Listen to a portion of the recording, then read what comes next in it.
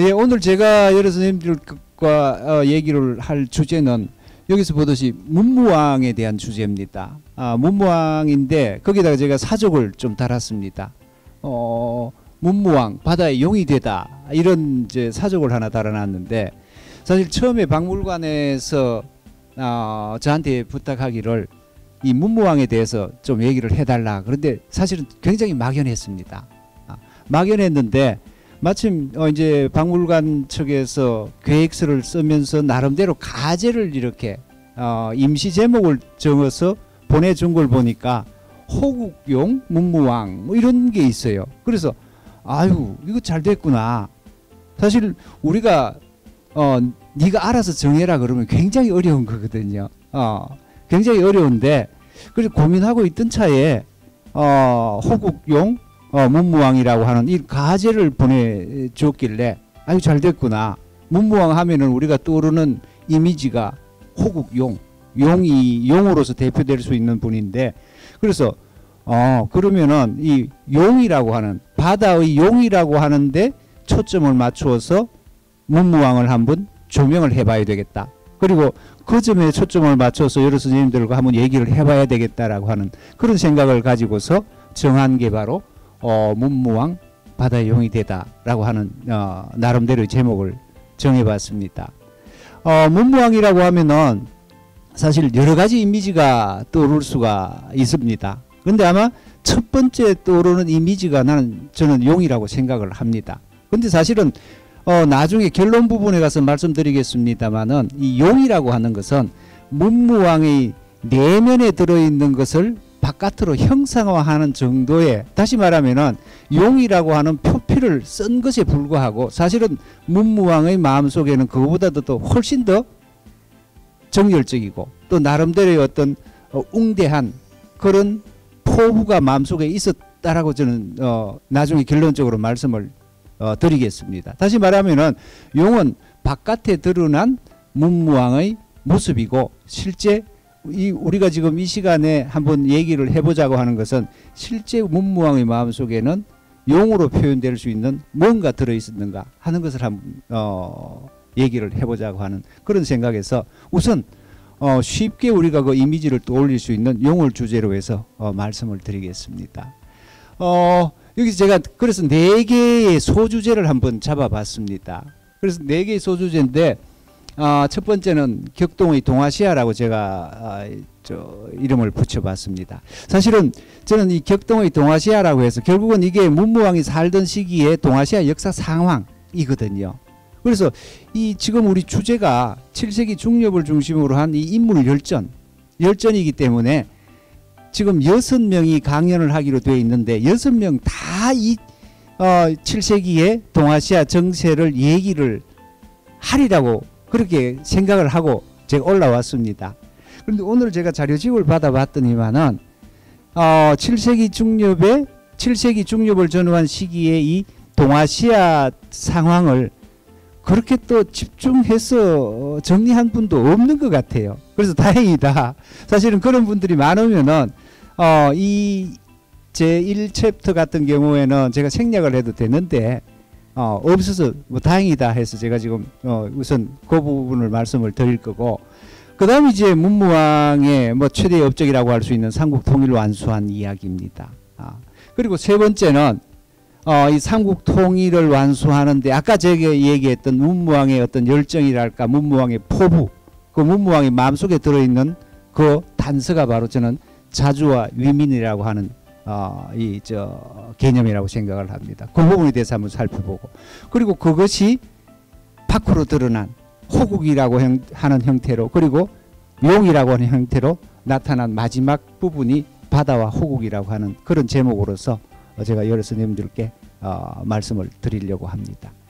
7세기에 문무왕이 살던 7세기의 동아시아 정세가 어떠했는가라고 하는 건데 한마디로 얘기해서 이 7세기의 동아시아는 바로 격동의 시대였다라고 저는 말씀을 드리고 싶습니다. 그 격동의 시대라고 하는 것은 사실 우리 동아시아 역사를 보면은 한국, 중국, 일본이 역사 속에서는 하나의 세트가 돼서 움직인다고 하는 그런 느낌을 아마 많이 받으셨을 겁니다. 특히나 일본은 바다 건너 있기 때문에 덜한데 우리와 중국은 꼭 하나의 세트가 이렇게 물고 가듯이 역사가 중국과 한국은 굉장히 밀접하게 연관되어 있다라고 하는 것을 아마 느낄 겁니다. 뭐 왕조 교체라든지 뭐 어떤 사건들을 보면은 중국과 우리는 굉장히 밀접하게 연결이 되어 있습니다. 마찬가지로 7세기도 단순히 삼국 통일이라고 하는 게 그리고 문무왕의 어떤 업적이나 행적이라고 하는 게 단순한 문무왕의 업적이 아니라 이 동아시아라고 하는 넓은 틀 속에서 보면은 훨씬 더 문무왕의 그 활동, 문무왕의 그 어떤 업적 이런 게 더 선명하게 보일 수 있다라고 저는 생각을 합니다. 그런 점에서 7세기의 그 동아시아 정체를 간단히 살펴보면은 우선 중국에서는 수나라와 당나라가 교체가 됩니다. 뭐 잘 아시겠지만은 수양제, 고구려 수차례 침입하고 또 대운합하고 뭐 이러다가 재정 파탄이 일어나고 또 거기에 따라서 민심이 이탈하고 뭐 이 틈을 타서 당나라라고 하는 나라가 등장을 합니다. 그게 618년입니다. 그때부터 우리가 한번 살펴보면은 사실 이 이연이라고 하는 당나라 고조, 당고조는 당나라를 건국한 이후에 물론 이제 태종이나 고종에 비해서는 뭐 크다른 업적이라고 할 수는 없습니다만은 비교할 수는 없겠습니다만은 어쨌든 당나라의 그 왕실을 어느 정도 안정시키고 바로 죽고 나서 그다음 등장한 태종 이세민을 주목해 볼 필요가 있습니다. 태종 이세민은 우선 여기서도 제가 지금 여기 메모를 안 했네요. 이 태종은 율령제라고 하는 당나라의 기본 그 틀이죠. 국가를 운영하는 기본 틀을 기초를 다집니다. 그리고 또 자기 아버지 대인 이연이라고 하는 사람이 하지 못했던 630년대까지의 그 토번이라든지 돌궐이라든지 여기 있죠. 이 돌궐이라든지 저 위쪽에 토번이라고 있습니다. 그래서 예, 이게 밑에까지 내려가 있는 이 위쪽까지 다 토번입니다. 저 위쪽까지 토번인데 사실 630년대까지는 이 돌궐과 토번이 아주 당나라로서는 골치였습니다. 나라를 세우고 나서 얼마 되지도 않았는데 토번이나 돌궐이 아주 강한 강국으로서 당나라를 위협하고 있었는데 당태종이 저것을 완전히 안정을 지키고 이제 장악을 하게 됩니다. 그게 630년대까지 이어집니다. 618년에 건국한 이후에 자기 아버지를 이어서 630년대까지 이 또 서북 쪽이죠. 중국 서북 지방을 평정을 하고 안정을 지킵니다. 그리고 나서 이제 눈을 돌렸는 게 바로 이 동쪽입니다. 동쪽으로 눈을 돌려서 640년대에 들어오면은 당태종은 이제 고구려 백제 신라를 이제 복속하기 위해서 서서히 작업을 시작을 합니다. 그러다가 645년에 당태종이 직접 군사를 이끌고 고구려를 공격했습니다마는 잘 아시는 바와 같이 안시성에서 패한 이후로 돌아가고 그 이후로 수없이 당나라 군사가 고구려를 쳐들어옵니다마는 끝내 자기 혼자 힘으로는 항복을 못 시키죠. 복속을 못 시키고 그다음 태종이 죽습니다. 태종이 죽고 나서 그다음 그 아들인 고종이 자기 아버지의 유업을 이어서 마침내 동방을 완전히 평정하고 세계 제국을 건설하면서 중국 중심의 새로운 국제 질서를 확립을 합니다. 이렇게 해서 그다음 이제 당 고종이 죽고 그다음 고종의 아들 1, 2년 거쳐갔던 예종이나 뭐 이런 사람들은 빼면은 측천부가 이어 나가고 하는데 그 기간이 대략 한 60년 내지 70년 동안인데 이 60년이나 70년 동안의 동을 전체적으로 보면은 전쟁, 정변, 개혁, 변화 이런 말로서 우리가 요약을 할 수가 있습니다. 다시 말하면은 7세기는 중국에서 전쟁과 개혁과 정변과 변화가 일어나던 시기, 그러니까 소용돌이 치던 시기가 바로 7세기였다라고 얘기를 할 수 있다라는 겁니다. 그리고 이때 일본도 마찬가지입니다. 일본도 쇼토쿠 태자라고 해서 성덕 태자라고 하는 사람이 사실은 7세기 전반기까지 이 사람이 622년에 죽게 되는데 종전까지는 이 성덕 태자가 일본의 왕실을 이끌어가다시피 했습니다. 그러다가 622년에 이 성덕태자가 죽습니다. 죽고 그 다음에 또 그 당시에 일본의 왕실을 좌지우지하던 소가시라고 있습니다. 소가시가 무너지고 이어서 이른바 대화 왕조가 등장을 합니다. 다이카 왕조가 등장을 하는데 이 다이카 왕조가 등장하는 게 645년입니다. 645년에 이 대화 왕조가 등장을 해서 그 다음 처음에 시작한 게 바로 다이카 개신이라고 해서 대화 개신이라고 하는 그런 개혁 사업입니다. 이 사업을 통해서 일본은 당나라의 율령 체제를 그대로 모방을 해서 일본에도 율령 국가를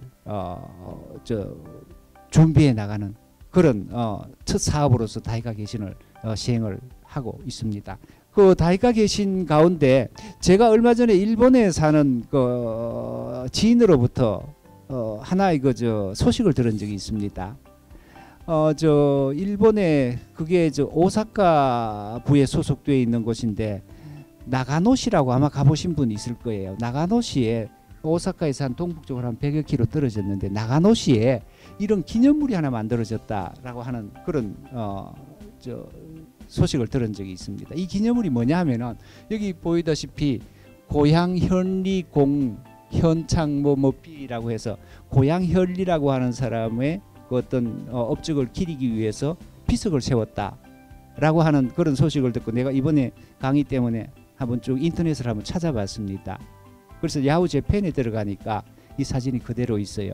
그래서 제가 하나 다운을 받았는데 이 사람이 누구냐 하면은 바로 다이카 개신을 주도했던 그 인물 중에 한 사람입니다. 고향 현리라고 해서 이 사람이 중국에 한 32년 동안 살다가 일본으로 돌아와서 중국에서 자기가 보고 느꼈던 것을 일본에 그대로 실현시킨 요즘 말로 하면 유학생 있죠.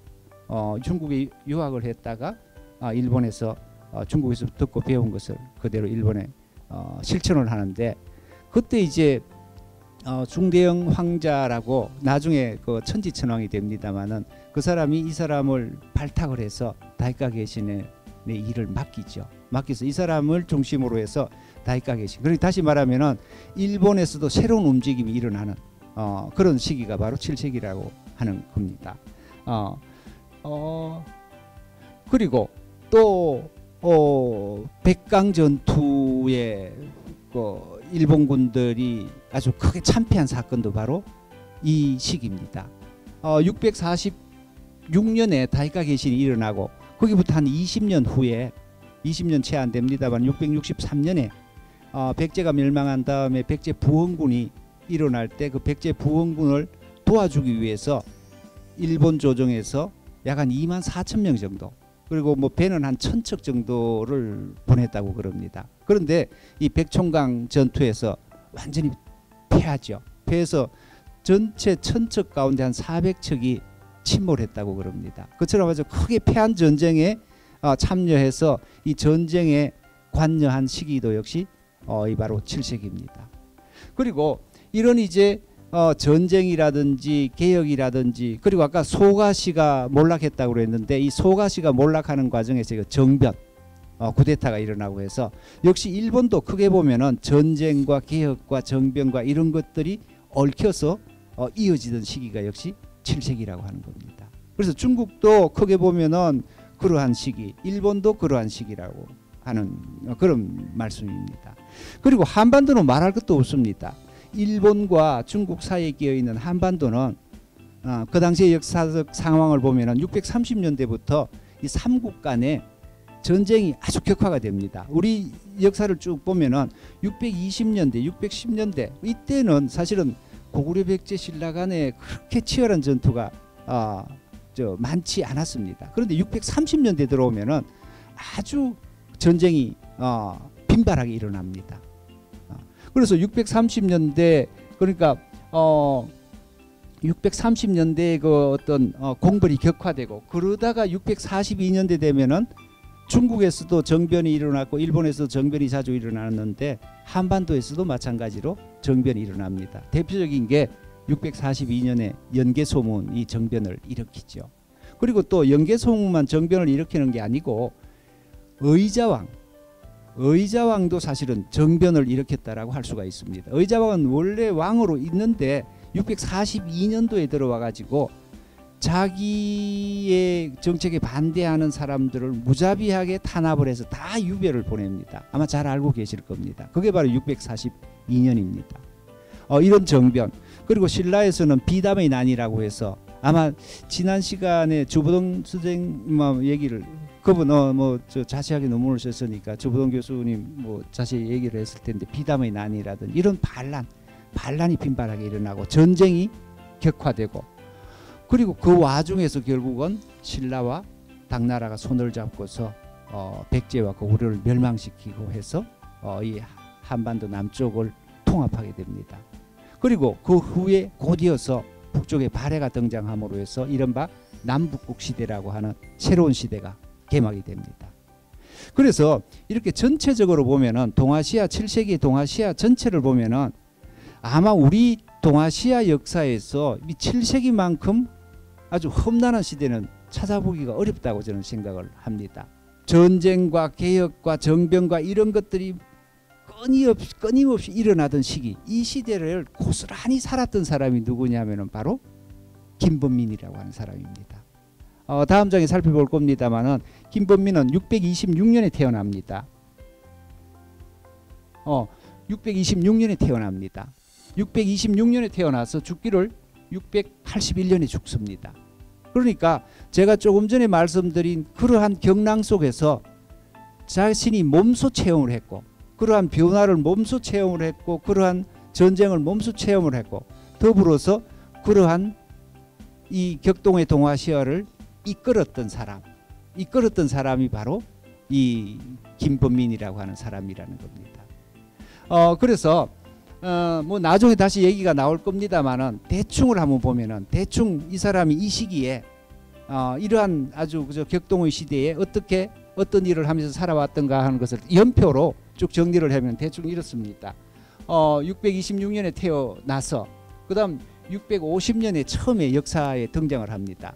이때 나이 25살인데 650년에 처음 뭐 기록상으로는 태어났다라고 626년에 태어났다라고 하는 사실만 있지. 그 다음에 그 행적은 모르다가 650년대에 와서 김범민이라고 하는 사람이 견당사로서 당나라에 들어가 당 고종의 즉위를 축하하는 그런 사절로서 활동했다는 기록이 나옵니다.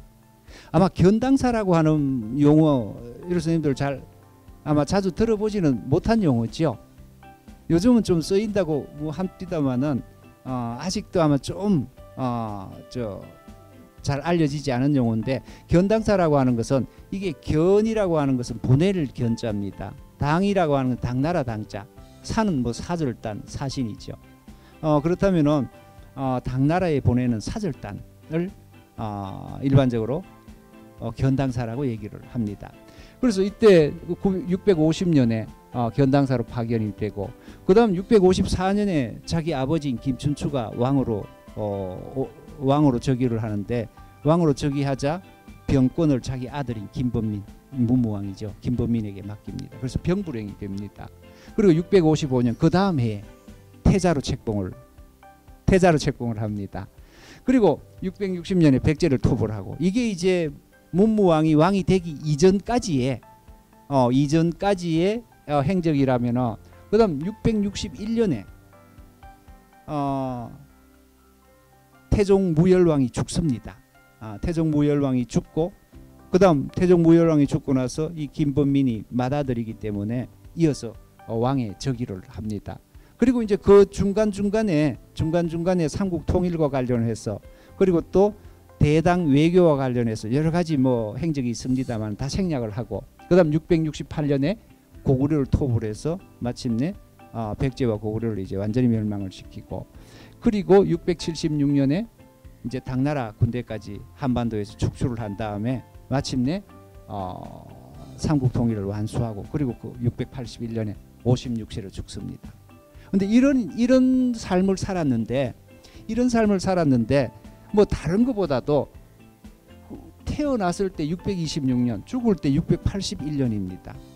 이건 앞에서 제가 이 동아시아의 상황을 얘기하는 그 시기에 가장 혼란했던 시기에 가장 험한 시기를 살았다고 하는 것을 이 태어나고 죽었던 이 시기만을 가지고서도 우리가 충분히 공감을 할 수가 있습니다. 그리고 이 행적 하나하나가 그냥 그 시기에만 살았다고 해서 이 사람이 그 동아시아 상황을 같이 체험했다라고 할 수가 없겠죠. 근데 행적을 보면은 당나라를 갔다 오고 그리고 군사를 이끌고 백제와 고구려를 토벌을 하고 뭐 여러 행적을 보면은 그 변화, 그 어떤 그 어지러움을, 그 혼란을 몸소 겪었다고 하는 것을 우리가 알 수가 있습니다. 이런 사람이 바로 김범민이기 때문에 나름대로 이 김범민에 대해서는 아마 우리는 김유신이나 또 김춘추 이런 사람들에 대해서는 조명을 많이 하고 또 그 사람들을 우리가 그 사람들에 대해서 열광을 하고 그럽니다만은 김범민, 문무왕 그러면은 좀 어중간한 사람, 그 사람들의 어떤 지금까지는 그늘에 가려가지고 미처 이 사람이 어떤 사람인지 크게 주목을 못했는데 이번 기회를 통해서 여러 선생님들도 한번 관심을 한번 가져보십시오. 상당히 재미있는 사람입니다. 그리고 김춘추나 김유신 못지않게 이 삼국통일, 그리고 또 삼국통일뿐만 아니라 삼국통일을 이룰 수 있는 그 어떤 뭐라 그럴까 에너지가 어디서 나왔는가 하는 것도 한번 관심을 가지고 보면은 태종 무열왕 못지않게 그리고 김유신 못지않게 우리 역사에서 우리 역사를 한 걸음 진전시키는데 크게 기여한 사람이라고 하는 것을 아마 느낄 수 있으리라고 생각을 합니다. 이게 김범민을 얘기하기 위한 어떻게 보면 서론 격입니다. 이거는 경주박물관에 있는 그 문무왕 그 비편이죠. 비석의 그 조각인데 이거 뭐 글자가 별로 보이지 않습니다. 그런데 여 위에 또 깨진 조각이 있고 해서 세 조각이 지금 남아 있습니다. 세 조각을 붙여서 보면은 그리고 또 그걸 이러한 비석 조각과 삼국사기라든지 여러 문헌 기록을 종합해 보면은 이 김범민이라고 하는 사람의 행적을 우리가 거의 복원해낼 수가 있습니다. 경주박물관에 가시면 한번 보십시오. 있습니다. 진열해 놨습니다. 그러면은 우리가 겉으로 드러난 김범민이라고 하는 사람, 문무왕이라고 하는 사람이 없죠. 우선 이거부터 먼저 말씀을 드려야 될 것 같습니다. 그 사람의 가슴 속을 들여다보기 이전에 그 가슴 속에서 나온 밖으로 드러난 모습부터 먼저 소개를 할 필요가 있을 것 같습니다. 우선 아까도 말씀드렸습니다마는 이 문무왕은 삼국 통일을 달성했다라고 하는 점에서는 그러한 점은 누구도 부인할 수가 없습니다. 그래서 우리가 김범민, 문무왕이라고 하면은 제일 먼저 거의 업적이라고 들 수 있는 이 삼국 통일의 문제에 대해서 삼국 통일 과정에 이 문무왕은 어떠한 역할을 했던가 하는 것을 간략하게 한번 살펴보도록 하겠습니다. 역시 이것도 저기 이전의 활동과 저기 이후의 활동으로 나누어서 살펴보는 게 편할 것 같습니다. 우선 이 삼국 통일이라고 하면은 우리는 우리 신라 힘만으로도 이루어진 것도 아니고 또 당나라 힘만으로도 이루어진 것도 아니고 신라와 당나라 힘이 합쳐져서 이루어졌습니다. 그런데 신라와 당나라의 군사력만 가지고서도 이루어진 것도 아닙니다. 거기에는 거기에 깊숙이 개입되어 있는 게 바로 외교입니다. 특히 신라와 당나라와의 어떤 외교 관계, 그게 어떤 뭐라 그럴까요? 순조롭게 이루어짐으로 해서 군사가 동원될 수 있었고 또 두 나라가 연합을 할 수 있었습니다. 그런데 그러한 외교와 군사의 기반을 마련한 사람은 뭐니 해도 태종 무열왕이겠죠. 이 무열왕이라고 하는 사람이 당나라에 들어가서 직접 당태종을 만나서 군사 동맹을 맺게 되고 이런 겁니다. 그리고 이 군사 동맹을 유지하기 위해서 태종 무열왕은 무척 노력을 했습니다. 우리 기록들을 보면은 아주 오늘날 우리가 보면은 자존심이 상할 정도로 당나라에게 저자세 외교를 합니다. 저자세 외교를 합니다. 그런데 그게 당나라의 저자세를 취하기 위해서 취한 게 아니라 결국은 신라의 이득을, 신라가 어떤 삼국 통일을 달성한다, 아니면은 신라가 삼국에서 살아남겠다라고 하는 그러한 신라 자신을 위한 노력이겠죠. 김춘추가 당나라에 그렇게 저자세 외교를 한 것은 저자세 외교를 하고 싶어서 하겠다기보다도 신라를 위한 저자세 외교겠죠. 그러한 저자세 외교를 하는데 거기 그 과정에서 김춘추는 자기 아들 문왕, 자기 또 둘째 아들 김인문, 자기 첫째 아들 김문민 이걸 계속해서 당나라에 사절로 보냅니다. 그리고 또 자기 둘째 아들 셋째 아들은 당나라의 인질로 붙잡혀 있을 정도로 아주 적극적이면서도 아주 뭐라 그럴까요? 예절한 외교죠. 그러한 외교를 펼칩니다. 그 과정에서 그 역할의 일익을 담당했던 사람이 바로 김범민이라고 하는 거죠. 김범민은 그러한 상황 속에서 실제로 군사적인 활동뿐만 아니고 자기 아버지가 펼쳐놓은 이 외교전에도 직접적으로 뛰어들어서 결국은 이 신라의 삼국 통일의 밑바탕을 이루는데 노력을 했다라고 할 수가 있습니다.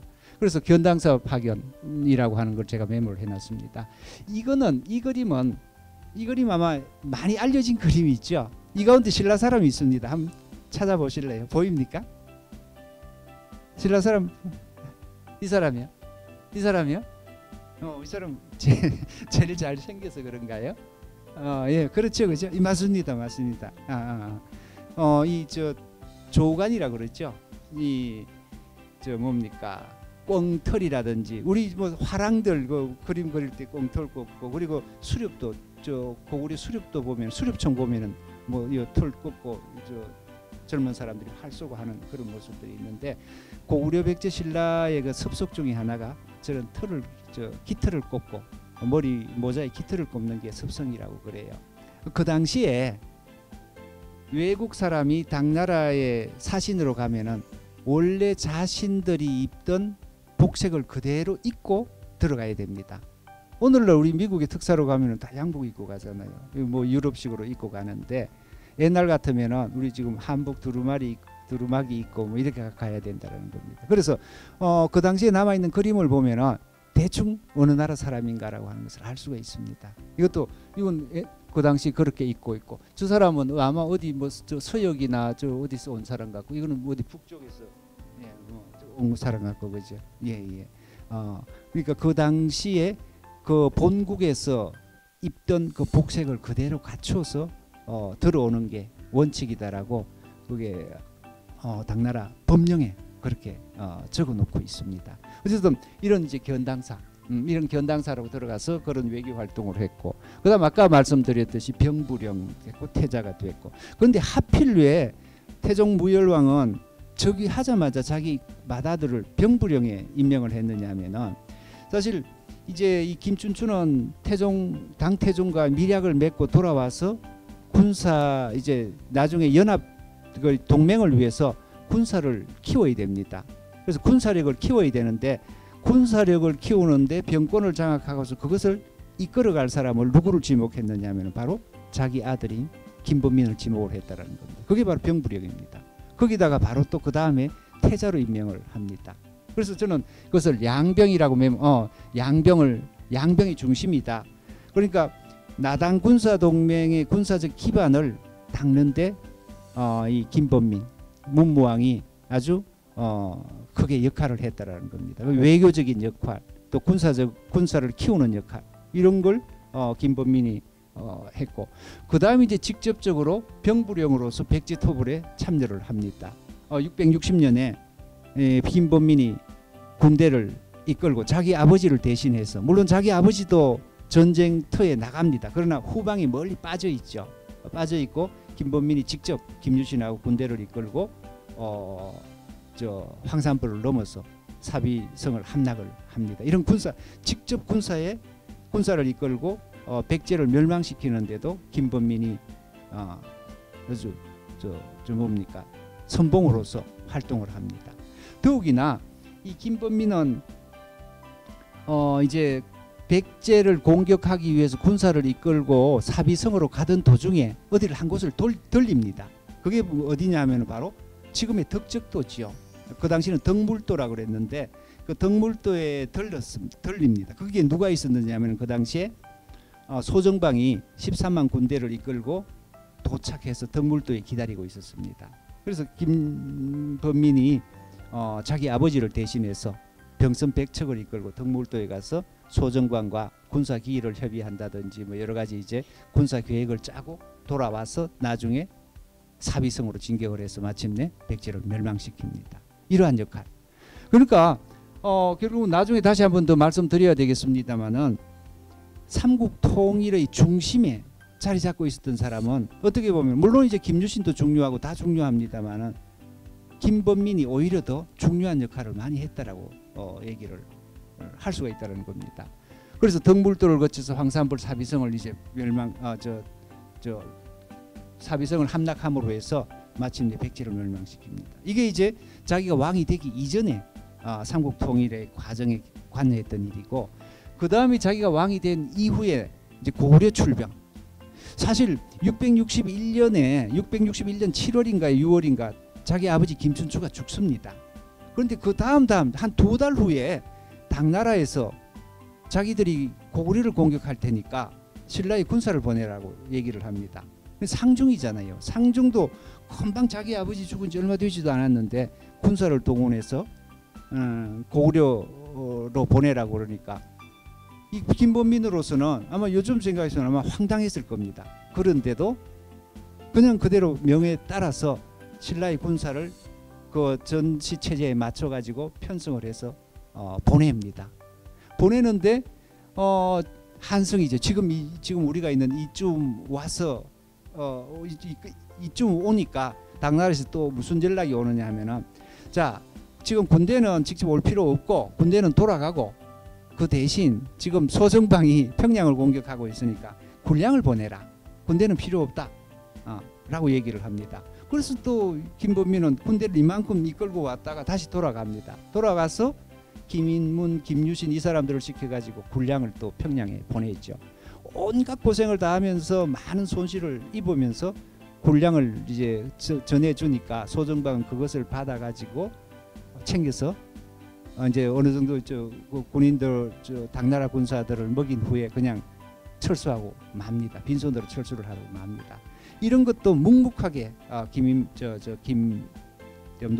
김범민은 받아들이면서 당나라의 그 고구려 토벌에 적극적으로 참여를 합니다. 뭐 그런 거. 그러다가 뭐 그 후에도 당나라는 수없이 고구려를 공격을 합니다. 신라의 어떤 그 도움 없이도 계속 아주 끊임없이 공격을 하죠. 그러나 당나라는 고구려를 무너뜨리지 못했습니다. 그러다가 이제 영계소문이 666년에 죽습니다. 영계소문이 죽고 나서 그 안에 이제 내분이 일어났죠. 자기 아들 천남산, 천남생 뭐 이렇게 해서 내분이 일어나는데 그 틈을 타 가지고 이제 신라로서는 보니까 고구려가 이제 내분이 일어난 사실을 알고 당나라에 여기 한림이라든지 삼광, 이 삼광이라고 하는 사람은 김유신의 아들입니다. 이런 사람들을 보내 가지고 당나라의 고구려 토벌을, 우리 이제 때가 됐으니까 고구려 토벌을 합시다. 이렇게 해서 당나라와 이제 그 군사 기일을 정합니다. 정하고 나중에 668년에 결국은 고구려 평양성을 함락하게 됩니다. 이때도 문무왕이 직접 전장에 나갑니다. 물론 역시 또 후방이 가 있죠. 이 한성을 지나서 힐차양이라고 하는 게 정확한 위치는 지금 알려져 있지 않습니다만은 여기서부터 평양까지 그 중간 어디쯤 되겠죠. 그까지 나갑니다. 사실 김춘추만 해도 자기가 직접 나간 전쟁은 별로 없습니다. 그런데 김민무는 전쟁이 있을 때마다, 큰 전쟁이 있을 때마다 직접 참여를 합니다. 그리고 당나라 당태종이 그렇게 고구려를 자주 침범했습니다마는 자기가 직접 군대를 이끌고 나온 적은 한 번밖에 없습니다. 그만큼 이 김범민이라고 하는 사람, 문무왕이라고 하는 사람은 다른 사람이 행하지 않던 그런 뭐라 그럴까요? 이걸 이런 표현으로 쓸 수 있을지 모르겠습니다만은 진정성, 진정성을 뭐라 그럴까요? 성이라 그럴까? 뭐 그런 어떤 호국에 대한 성이, 삼국 통일에 대한 어떤 진정성을 가지고 있었던 사람이라고 얘기를 할 수가 있습니다. 그 다음에 이어서 이제 당군을 축출하게 되고, 그 그 다음에 나중에는 삼국 통일을 완수하게 됩니다. 그래서 아까도 말씀드렸습니다마는 우리는 삼국 통일이라고 하면은 김유신과 김춘추만을 얘기를 하기가 쉬운데 실질적으로 그 역할을 들여다보면은 그 사람 못지않게 더 어떤 노력과 그리고 더 많은 공을 세웠던 사람은 오히려 김범민이라고 해도 저는 크게 다르지 않다라고 생각을 합니다. 서양의 그 계몽주의 시대의 계몽학자인 그 이탈리아의 역사학자 비코라고 하는 사람이 있습니다. 아주 유명한 역사학자죠. 그리고 역사 철학자고 법학자기도 합니다. 그 사람이 어떤 얘기를 하느냐 하면은 역사가들한테는 5가지 편견이 있다. 그 고쳐야 된다. 이렇게 얘기를 합니다. 그 5가지 편견 가운데 하나가 바로 이런 겁니다. 저 같은 사람이에요. 저 같은 사람이라고 하는 게 뭐냐 하면은 자기가 연구하고 자기가 관심 갖고 그리고 자기가 다루고 있는 인물이 어느 시대나 어느 누구보다도 더 중요하다고 생각하는 편견. 이게 바로 역사가들의 아주 고질적인 편견 중에 하나다. 이런 얘기를 합니다. 그래서 제가 지금 문무왕이야말로 김유신이나 김춘추 이 사람들보다도 더 역할이 크고 뭐 중요한 뭐 어떤 지위에 있었다라고 얘기를 하다 보니까 이게 내가 바로 이 비코라고 하는 사람은 나 같은 사람을 두고서 이런 생각을 한 게 아닌가 하는 그런 좀 스스로 뭐 그런 생각이 들기는 합니다만은 그러나 이건 뭐 비코의 뭐 그런 얘기를 떠나가지고 제 눈이 객관적인지 어쩐지는 모르겠습니다만은 저는 그렇게 생각을 합니다. 무엇보다도 자기가 직접 늘 전쟁이 있을 때마다 직접 군대를 이끌고 참전했다고 하는 그것만으로도 다른 어느 지도자보다도 좀 뭐라 그럽니까? 그 당시에 삼국 통일 전쟁의 어떤 진정성을 가지고 있었다라고 얘기를 할 수 있는 거죠.